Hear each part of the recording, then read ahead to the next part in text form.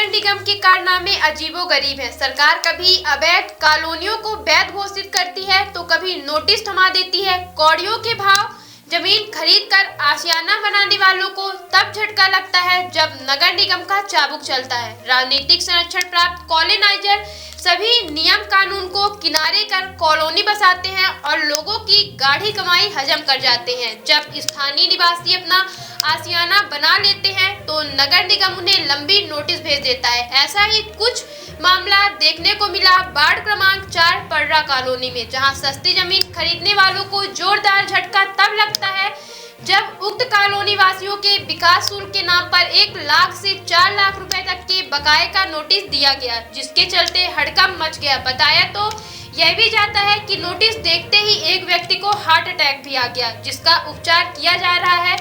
आपको बता दें कि रीवा के स्कीम नंबर 6 में जमकर हल्ला मचा था। तत्कालीन नगर निगम आयुक्त सभाजीत यादव ने रीवा विधायक राजेंद्र शुक्ला को नोटिस भेजा। उस समय सांसद जनार्दन मिश्रा ने कहा था कि जो भी कॉलोनी में आए उसे खाक ना कर गढ़ देना। अब अपने ही सरकार में नगर निगम के द्वारा भेजी गई नोटिस के लिए जब स्थानीय लोग राजेंद्र शुक्ला से मिलने पहुंचे तो उन्होंने अपना हाथ खड़ा कर दिया। आइए आपको सुनाते हैं स्थानीय लोगों ने क्या बताया है। आपको यह भी बता दें कि अभी भी एक तरफ कार्रवाई की जा रही है, दूसरी तरफ शहर के कई वार्डों में अवैध कॉलोनियों का धड़ल्ले से निर्माण कराया जा रहा है। मैं इस मोहल्ले से 15 साल से रह रहा हूँ। तो यहाँ भी अवैध घोषित किया गया इस कॉलोनी को, तो आप लोग किससे मिले? ये बिल्कुल अविवेकपूर्ण निर्णय है, चाहे गवर्नमेंट ने किया हो या कि प्रशासन ने किया हो। पूरा ही अविवेकपूर्ण निर्णय है। ये केवल आर्थिक राजकोष अपना राज्य का बढ़ाने के लिए जनता से बिल्कुल ही लोकतंत्र के विपरीत एक तरह का आर्थिक शोषण का कार्यक्रम है। ये इसको किसी भी किस्म से जनता पेड़ नहीं करेगी। इसके लिए जो भी क्रांति करना होगा जनता तैयार है पूरा करने के लिए, किसी भी किस्म से। मंत्री जी से मिलने गए थे, क्या जवाब मिला? मंत्री जी से मिलने के बाद मंत्री जी का कथन ये है कि मैं किसी अधिकार से युक्त नहीं हूँ, अधिकारी भोपाल में बैठा हुआ है, मैं केवल नाम का उप मुख्यमंत्री हूँ, काम वाला भोपाल में मुख्यमंत्री, मैं कुछ नहीं इसमें सुधार कर सकता हूँ। इतनी मदद कर सकता हूँ कि 2-4 किस्त में आप लोगों से शोषण करूँ, एक बार में न लेके। किंतु है ये आर्थिक शोषण, केवल आर्थिक शोषण है और कुछ नहीं। अगर अवैध थी ये कॉलोनी तो इसका कर क्यों लिया जाता था? हर मकान से कर लिया जाता है आज 20 वर्ष से, और फिर कैसे कॉलोनी अवैध हुई? इसलिए ये पूरा ही अविवेकपूर्ण निर्णय है। अच्छाई तो ये होगी कि अगर सरकार वालों के पास ज्ञान हो तो इस निर्णय को अपने वापस लें, और नहीं लेंगे तो क्रांति के बाद वापस लेना पड़ेगा, नहीं तो पूरा टैक्स लौटा दें।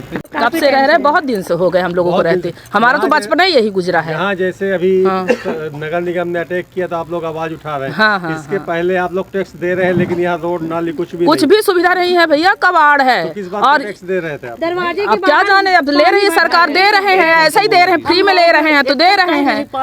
ये चीज है। अब बताइए ना, कुछ कचरा साफ करने वाला भी नहीं आता। देखिए आप चारों तरफ गंदगी पड़ी है, नाली में पन्नी पड़ी है, अभी आप रोड तो आप देख ही रहे हैं। तो क्या कभी आपने सवाल ये पूछा नगर निगम से कि यहाँ कोई सुविधा नहीं है तो किस बात का हम टैक्स देंगे? नहीं पूछे, सवाल पूछेंगे भी तो क्या, नहीं बताते, जबरदस्ती कर रहे हैं तो क्या कर रहे हैं? ऐसा नगर निगम का कहना है। तो इसके लिए आपके विकास के यहाँ भी आप गए थे, मंत्री जी के?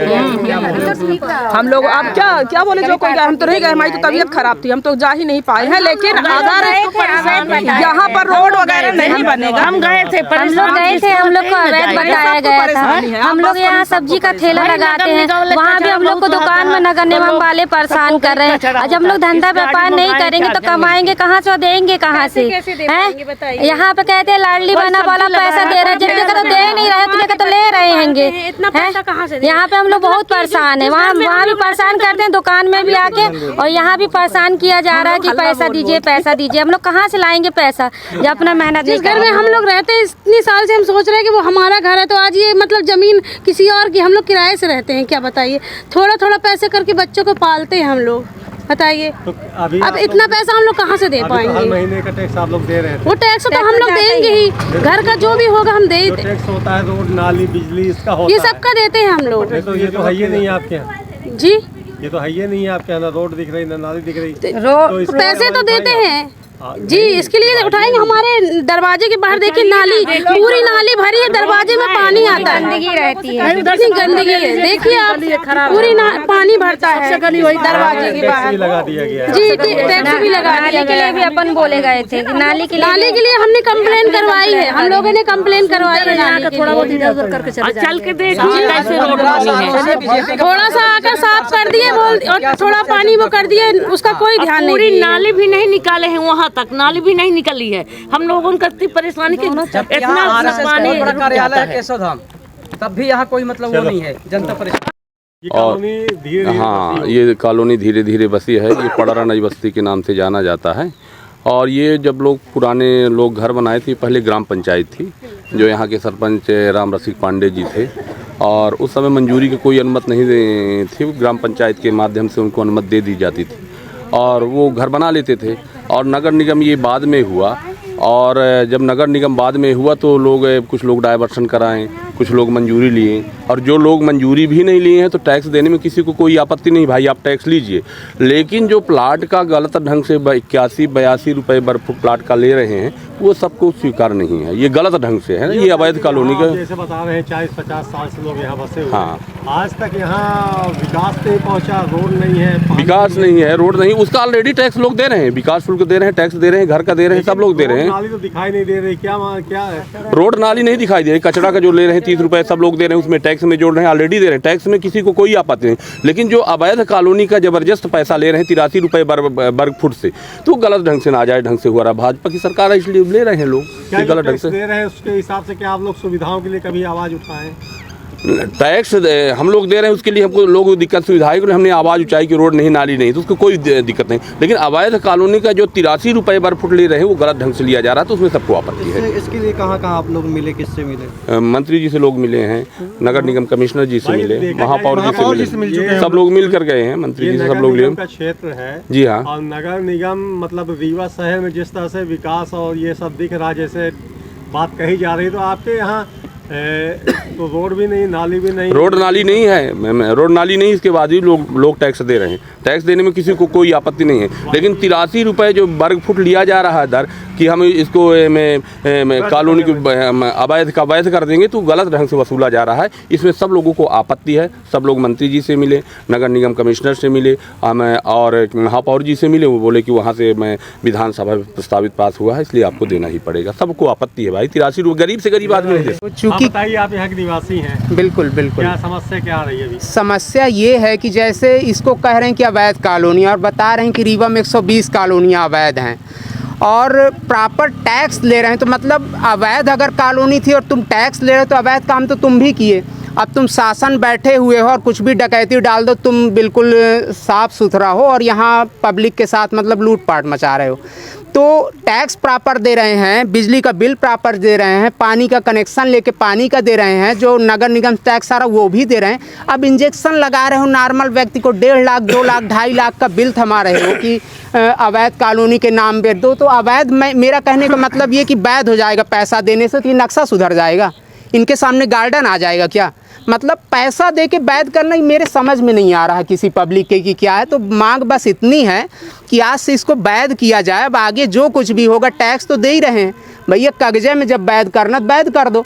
जैसा लाडली लक्ष्मी योजना दे देते हो अरबों खरबों एक झटके में, तो एक झटके में वैध कर दो सब कॉलोनियों को। आवास दे रहे हो 2.5 लाख रुपए और इधर आवास छीन रहे हो। कब लिया था ये घर आप लोगों ने? ये साहब यहाँ 35-40 साल से तो कुछ घर बने हैं, कुछ मान लीजिए 15-20 साल से बने। मतलब कॉलोनी में रहवासी तो आपको 40-45 साल वाले ही मिल जाएंगे, हम लोग 40-45 साल वाले हैं।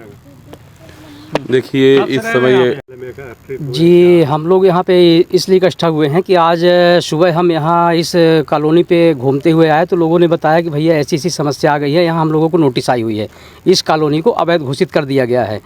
तो हमारा सरकार से और जिला प्रशासन से ये अनुरोध है कि किस बेस पे इसको अवैध घोषित किया गया। जबकि शिवराज सिंह चौहान थे तो वो कह के गए थे कि कोई भी कॉलोनी को अवैध घोषित नहीं किया जाएगा, सभी कॉलोनियों को वैध घोषित किया जाएगा और किसी को 1 रुपये नहीं देना पड़ेगा। तो हम ये पूछना चाहते हैं सरकार से कि शिवराज सिंह के हटते ही नए सीएम बैठे, तो ये क्या मतलब चल रहा है?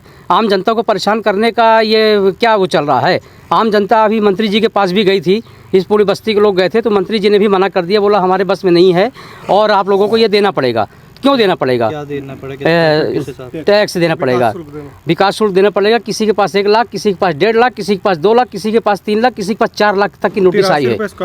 83 रुपए हाँ जी। और अभी शायद सुनने में आया है कि किसी को अटैक भी मतलब मार दिया है, मतलब नोटिस देकर अटैक भी मारा गया है, पीछे किसी को अटैक भी मारा है। तो ये क्या है? सरकार आम जनता का खून चूसने के लिए बनी है कि आम जनता की मतलब सेवा के लिए बनी है? कितने लोग का बस्ती है ये कम से कम यहाँ पे 1000-1500 घर हैं और 2500-3000 पब्लिक यहाँ है, और यहाँ 30 साल से लोग रह रहे हैं। तो आज तक अगर अवैध करना था तो पहले ही अवैध कर दिया जाता। वार्ड नंबर कौन? ये वार्ड नंबर 4 है। और हम लोग ये चाह रहे हैं कि शासन प्रशासन से मांगे कि इसको वैध ही रहने दिया जाए, अवैध ना किया जाए। और अगर नहीं मांगे पूरी होती है तो हम हाई कोर्ट, सुप्रीम कोर्ट जाएंगे और धरने पे भी बैठेंगे। एक चीज और है, सभी टैक्स दे रहे हैं। हाँ, सभी बराबर। बिहान हॉस्पिटल एंड रिसर्च सेंटर आपके अच्छे स्वास्थ्य हेतु समर्पित सर्व सुविधा युक्त हॉस्पिटल। बिहान हॉस्पिटल में स्त्री रोग, कैंसर, मेडिसिन एवं कैंसर सर्जरी, यूरोलॉजी, न्यूरोलॉजी, हृदय रोग, ऑर्थोपेडिक, जनरल मेडिसिन, बाल चिकित्सा, जनरल एवं लेप्रोस्कोपी, प्लास्टिक सर्जरी संबंधित सभी बीमारियों के उपचार की सुविधा उपलब्ध है। बिहान हॉस्पिटल में emergency ambulance, pathology, pharmacy, dialysis, 2D echo, छाती की जांच, सोनोग्राफी, PFT फेफड़ों की जांच, फिजियोथेरेपी की सुविधा उपलब्ध है। विहान हॉस्पिटल में मेडिक्लेम इंश्योरेंस, कैशलेस सुविधा, आयुष्मान भारत कार्ड धारी को सुविधा उपलब्ध है। विहान हॉस्पिटल में 24 घंटे एम्बुलेंस की सेवा उपलब्ध है। हमारा पता है NH7 होटल लैंडमार्क के पहले रतहरा, रीवा। अधिक जानकारी के लिए संपर्क करें। Helpline number 9074 5146 14।